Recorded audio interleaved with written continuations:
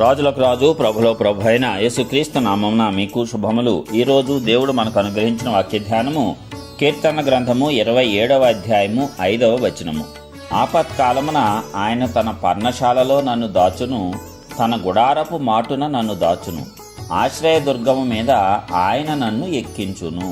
ప్రియులారా, ఈ వాక్య ధ్యానాన్ని మనం పరిశీలించినట్లయితే మనము ఆపత్కాలంలో మనకు కష్టము వచ్చినప్పుడు ఆయనను గనక నమ్ముకుంటే, ఎవరిని? దేవుణ్ణి గనక నమ్ముకుంటే ఆయన తన పర్ణశాలలో మనలను దాస్తాడంట, తన గుడారపు మాటున మనలను దాస్తాడంట, ఆశ్రయదుర్గం మీద ఆయన మనలను ఎక్కిస్తాడంట. చూసారా ఎంత గొప్ప ధన్యతలు ఉన్నాయో. ఎందుకంటే ఈ లోకంలో మనం జీవించినంత కాలము పోరాటాలు చేయవలసి వస్తూనే ఉంటుంది.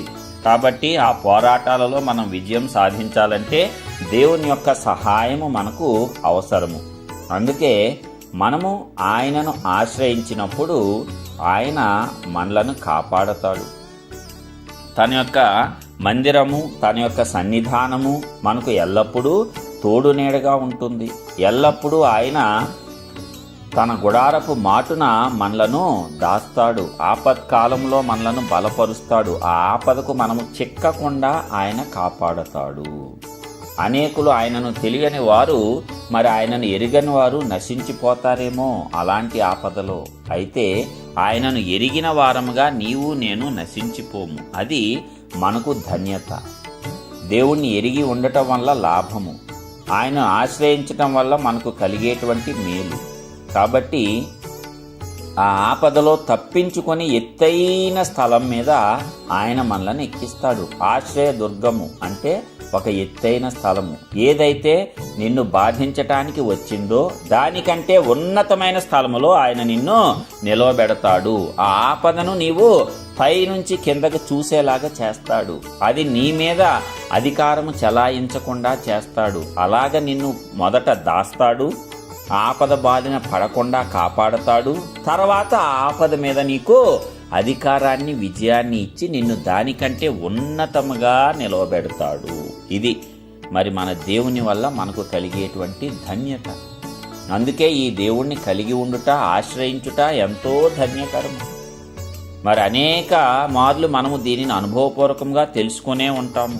అనేక మార్లు ఆయన మనల్ని కాపాడినప్పుడు, ఆపద నుంచి తప్పించినప్పుడు, మనకు జరగాల్సిన ప్రమాదములు, నష్టాలు జరగకుండా ఆయన తన దూతలకు ఆజ్ఞాపించి కాపాడినప్పుడు వీటిని మనం అనుభవపూర్వకంగా తెలుసుకుంటూనే ఉంటాము. అందుకే ఆయన సన్నిధానాన్ని మనం ఆశ్రయించాలి. ఆయన సన్నిధిలో అధిక సమయాన్ని గడపాలి. ఆయన మందిరంలో గడపాలి. మరి పగలు ఎండ దెబ్బ, రాత్రి వెన్నెల దెబ్బ తగలకుండా కాపాడుతాడు. అరణ్యంలో వారిని నడిపించాడు. పగలు మేఘస్తంభం వలె, రాత్రి అగ్నిస్తంభం వలె ఉండి కాపాడాడు. ముందు వెనక ఆయన ఆవరించి కాపాడతాడు. నిన్ను నన్ను కూడా అంతే. ఆపత్కాలమున ఆయన మనలను దాస్తాడు. ఆశ్రయదుర్గం మీద మనలను ఎక్కిస్తాడు. అది ఆపత్కాలంలో దానికి చిక్కకుండా, దానిలో నాశనం అవ్వకుండా మనల్ని కాపాడటమే కాకుండా తప్పించి దాని మీద మనకు విజయాన్నిచ్చి మనలను ఉన్నత స్థానంలో నిలవబెట్టేటువంటి దేవుడు మనకు ఉన్నాడు. కాబట్టి భయపడవద్దు, చింతించవద్దు. ఎలాంటి పరిస్థితి అయినా భయంకరంగా ఉన్నా దాని నుంచి మన దేవుడు మనలను విడిపించి రక్షిస్తాడు. ప్రార్థించుకుందాం. మహోన్నతుడైన గొప్ప దేవ, ప్రియ పరలోకపు తండ్రి, మీ ఘనమైన శ్రేష్టమైన నామానికి వందనాలు చెల్లిస్తున్నాం. ఇప్పటి వరకు మీరెక్కడ నీడన మమ్మల్ని భద్రపరిచి ఆశీర్వదించిన విధానం అంతటిని బట్టి కూడా వందనాలు. ఇదిగో అద్భుతమైనటువంటి రీతిలో నీ వాక్యం ద్వారా మమ్మల్ని దర్శించేటువంటి దేవుడవు. ప్రతి ఉదయము మాకు ధైర్యాన్ని పుట్టిస్తూ, నెమ్మదిని కలిగిస్తూ, మమ్మల్ని అద్భుత రీతిగా మరి పెంచుతూ ఉన్నటువంటి, పోషిస్తూ ఉన్నటువంటి, రక్షిస్తూ ఉన్నటువంటి, హెచ్చిస్తూ ఉన్నటువంటి గొప్ప దేవుడు. మరి అలాంటి దేవుడిగా నిన్ను మేము కలిగి ఉన్నందులకు నిజముగానే ధన్యులమయ్యా. మరి మమ్మల్ని కాపాడండి. ప్రతి ఆపద నుంచి మమ్మల్ని తప్పించి, విడిపించి, రక్షించి, ఆపత్కాలంలో మమ్మల్ని ఆదుకొని మాకు సహాయం దయచేసి ఆపద నుంచి మమ్మల్ని ఉన్నతంగా నిలవబెట్టించి నడిపించండి. మీ నామాన్నే ఘనపరచుకోండి. ఉన్నతమైన ఆశీర్వాదములతో మమ్మల్ని నింపి ఆశీర్వదించండి. సమస్త మహిమ ఘనత నీకే ఆరోపిస్తూ యేసు పరిశుద్ధ నామమున ప్రార్థించి విశ్వాసంతో పొందుకొంచున్నాం పరలోకపు తండ్రి. ఆమేన్.